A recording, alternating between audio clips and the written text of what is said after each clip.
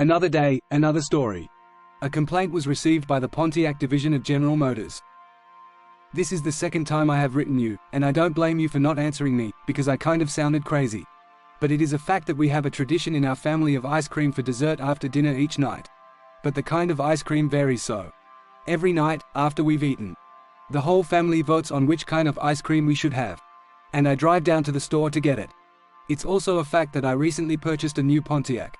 And since then my trips to the store have created a problem. You see, every time I buy vanilla ice cream, when I start back from the store my car won't start. If I get any other kind of ice cream, the car starts just fine. I want you to know I'm serious about this question. No matter how silly it sounds. What is there about a Pontiac that makes it not start when I get vanilla ice cream? And easy to start whenever I get any other kind? The Pontiac president was understandably skeptical about the letter, but sent an engineer to check it out anyway. The latter was surprised to be greeted by a successful, obviously well-educated man, in a fine neighborhood. He had arranged to meet the man just after dinner time.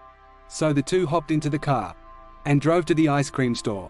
It was vanilla ice cream that night and, sure enough, after they came back to the car, it wouldn't start.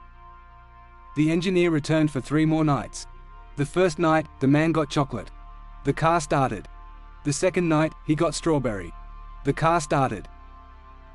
The third night he ordered vanilla. The car failed to start. Now the engineer, being a logical man, refused to believe that this man's car was allergic to vanilla ice cream. He arranged, therefore, to continue his visits, for as long as it took to solve the problem. And toward this end he began to take notes. He jotted down all sorts of data. Time of day, type of gas used, time to drive back and forth, etc. In a short time, he had a clue. The man took less time to buy vanilla than any other flavor. Why? The answer was in the layout of the store. Vanilla, being the most popular flavor, was in a separate case, at the front of the store for quick pickup. All the other flavors were kept in the back of the store, at a different counter, where it took considerably longer to find the flavor and get checked out. Now the question for the engineer was why the car wouldn't start when it took less time. Once time became the problem, not the vanilla ice cream. The engineer quickly came up with the answer. Vapor lock. It was happening every night, but the extra time taken to get the other flavors allowed the engine to cool down sufficiently to start. When the man got vanilla, the engine was still too hot for the vapor lock to dissipate. Moral of the story: even insane-looking problems are sometimes real.